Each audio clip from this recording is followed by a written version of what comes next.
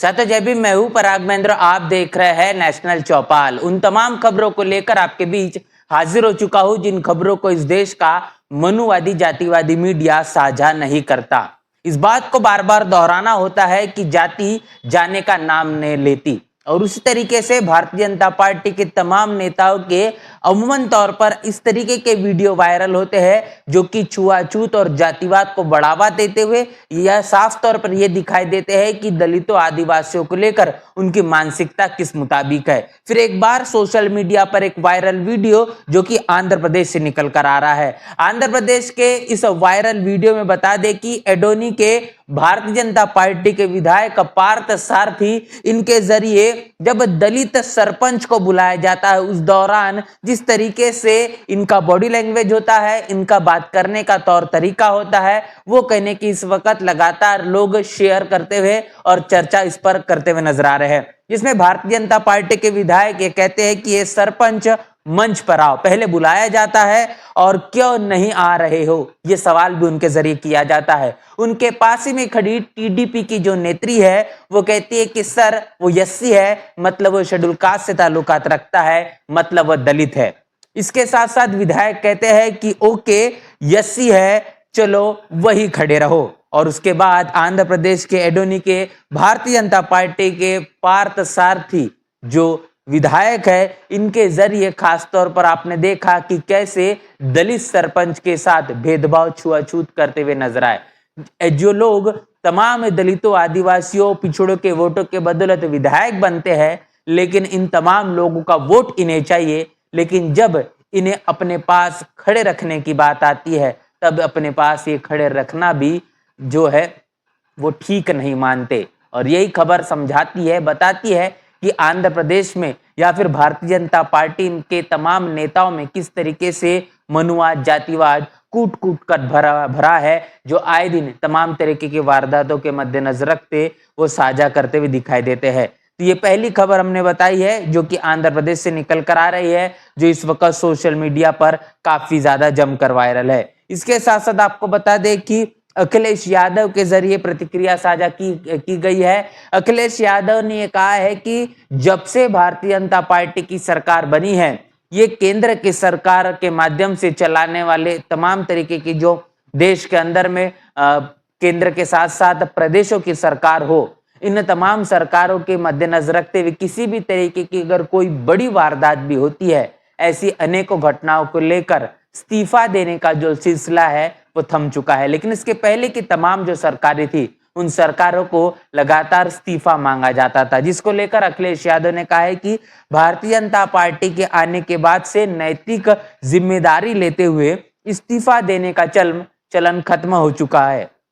ये भारतीय जनता पार्टी की राजनीति की सबसे बड़ी हार है कि सैकड़ों लोगों की मृत्यु पर कोई उन भाजपाइयों से इस्तीफा भी नहीं मांगता जो सीधे सीधे इसके लिए उत्तरदायी है। इसका साफ मतलब ये निकलता है कि जनता को भारतीय जनता पार्टी से कोई भी किसी भी प्रकार की कोई उम्मीद अब बची ही नहीं है। तो यहाँ पर अखिलेश यादव ने साफ किया है कि भारतीय जनता पार्टी की सरकार और खासतौर पर जिन प्रदेशों में चल रही है, उन तमाम प्रदेशों में किसी भी तरह की कोई घटना होती है तो देखने को मिलता है कि नैतिक जिम्मेदारी के चलते इस्तीफा देना ये कहने की आवश्यक है, लेकिन भारतीय जनता पार्टी के मंत्री किसी भी तरीके से कोई भी मामले पर इस्तीफा देते हुए नहीं नजर आते। लेकिन इसके पहले तमाम जो सरकारें थी, कहीं ना कहीं जनता उनको इस्तीफा जरूर मांगती थी। यहां तक कि भारतीय जनता पार्टी की राजनीति इस मुताबिक भी हो चुकी है कि आपने देखा ऑपरेशन सिंदूर, उसके पहले तमाम तरीके की घटनाएं जिसमें बड़े पैमाने पर रेल हादसे से लेकर तो बड़ा एक ऐसा प्लेन हादसा जिसको लेकर भारतीय जनता पार्टी खुद जवाबदेही है, लेकिन इसके मद्देनजर भी कहने कि उनके माध्यम से इस्तीफा देते हुए किसी भी तरीके से कोई भी दूर दूर तक मंत्री नजर नहीं आता, क्योंकि भारतीय जनता पार्टी से लोगों ने अब उम्मीद रखना ही बंद कर दिया है। बड़ी प्रतिक्रिया अखिलेश यादव ने इस पूरे मसले पर दी है। इसके साथ साथ बता दें कि बहुजन समाज पार्टी के माध्यम से पंजाब प्रदेश में लगातार अपने जनाधार को बढ़ाने के लिए और जिस तरीके से पंजाब में चलने वाली आम आदमी पार्टी की सरकार, इसका खुलासा करते हुए एक बड़ा आंदोलन किया गया। इसके पीछे की वजह समझिए, पंजाब संभालो अभियान लगातार बहुजन समाज पार्टी पंजाब में चला रही है, क्योंकि पंजाब में जो सरकार चल रही है वो पंजाब को किसी भी तरीके से कानून के माध्यम से कानून के राज को प्रस्थापित करने के लिए नाकाबिल साबित हो रही है, जिसके मद्देनजर रखते हुए अब एक नया अभियान के चलते बहुजन समाज पार्टी लोगों के बीच जाकर भारतीय जनता पार्टी हो या फिर प्रदेश में चलने वाली आम आदमी पार्टी की सरकार हो, इनकी नीति नियमों का खुलासा करते हुए दिखाई दे रही है, जिसके मद्देनजर रखते हुए पंजाब प्रदेश के प्रदेश अध्यक्ष अवतार सिंह करीमपुरी, इनके नेतृत्व में बड़ा आंदोलन किया गया। इस आंदोलन के पीछे की सबसे बड़ी वजह जो कि गढ़शंकर और खुरालगढ़ साहिब में हुआ, जिसमें बता दें कि पंजाब प्रदेश में आम आदमी पार्टी की जो सरकार चल रही है, रविदास गुरु घर के आसपास के इलाकों में शराबों के नए ठेके खुल चुके हैं, जिसके मद्देनजर रखते हुए पंजाब प्रदेश को जिस तरीके से बड़े पैमाने पर नशीले पदार्थों का आमतौर पर सेवन करने और इसके साथ साथ आसानी से मिलने को लेकर लगातार प्रचलित है, प्रसिद्ध पंजाब प्रदेश को जाना पहचाना जाता है। और ये तमाम नशा करने वाले लोगों का जो तांता या फिर जो सिलसिला है वो रुकने थमने का नाम नहीं ले रहा। इतने आसानी से नशीले पदार्थ जो पंजाब प्रदेश में मिलते हैं जिसका अनुमान अंदाजा नहीं लगाया जा सकता। उन तमाम चीजों को रोकने के लिए, इस पर प्रतिबंध लगाने के लिए बहुजन समाज पार्टी के जरिए ये आंदोलन किया गया है। और खास तौर पर लगातार बाबा साहब की तमाम मूर्तियों को अपमानित करने, महापुरुषों को लेकर जिस तरीके से पंजाब प्रदेश की सरकार के मद्देनजर रखते हुए या फिर केंद्र की सरकार के मद्देनजर रखते हुए जो अपमान करने का सिलसिला जारी है, इन अनेकों चीजों को लेकर पंजाब प्रदेश के जरिए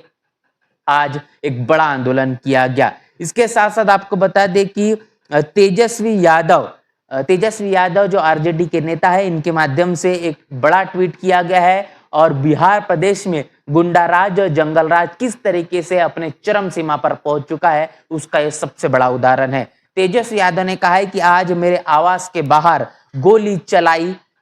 चलवाई गई और एनडीए के राक्षस राज में सत्ता संरक्षित अपराधियों का मनोबल इतना बढ़ चुका है कि आपराधिक हाई सिक्योरिटी जोन में भी दूरी पर जहां राज्यपाल आवास है, जहां पर मुख्यमंत्री आवास है, इतना ही नहीं नेता प्रतिपक्ष मौजूद है, न्यायाधीश का आवास है और एयरपोर्ट भी उसके नजदीक है, उन तमाम जगहों के आसपास वाले इलाकों में लगातार खुलेआम फायरिंग होते हुए नजर आ रही है। और इस बात को लेकर कहा गया है कि खबरदार कोई इसे जंगल राज कहेगा तो वैसे भी कल प्रधानमंत्री का बिहार दौरा होने वाला है और इसीलिए गोदी मीडिया, इस देश के अंदर चलने वाली जो मनुवादी मीडिया है वो लगातार सकारात्मक छवि बनाने में लगी हुई है। तेजस्वी यादव के जरिए बात कही गई है कि किस तरीके से उनके घर के आसपास के इलाकों में जो कि हाई सिक्योरिटी जोन एरिया है, जो बिहार के पटना में मौजूद है, ऐसे तमाम हाई सिक्योरिटी एरिया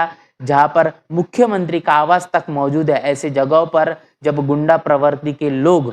खुलेआम अगर गोलियां चलाते हुए नजर आते हैं, फायरिंग करते हुए दिखाई देते हैं, तो ये कहने की सिक्योरिटी के पर्पज से या फिर प्रदेश में चलने वाले इस गुंडा प्रवृत्ति की सोच और राज से आप इसका बात का अंदाजा लगा पाएंगे कि जो कि किसी भी तरीके से अब नीतीश कुमार के सरकार के जरिए काबू में नहीं लाया जा रहा है। और इसी चीज का खुलासा यहाँ पर तेजस्वी यादव इनके जरिए किया गया है और उन्होंने ये भी कहा है कि प्रधानमंत्री का कल दौरा होने वाला है और इन तमाम तरीके की वारदातों का संज्ञान अब इस देश की मनुवादी जातिवादी मीडिया नहीं ले रही है, क्योंकि वो नहीं चाहती कि बिहार में प्रधानमंत्री के दौरे के पहले किसी भी तरीके की नकारात्मक छवि बने। ये तमाम वो खबरें जो आपको इस देश का मनुवादी जातिवादी मीडिया साझा नहीं करता, इन तमाम खबरों को हमने आपके साथ साझा किया है और इन तमाम खबरों को लेकर आपकी क्या राय है, आपकी क्या प्रतिक्रिया है, आप लिखकर हमें कमेंट बॉक्स में जरूर बताएं। बने रहे नेशनल चौपाल के साथ, मिलते हैं नए वीडियो में,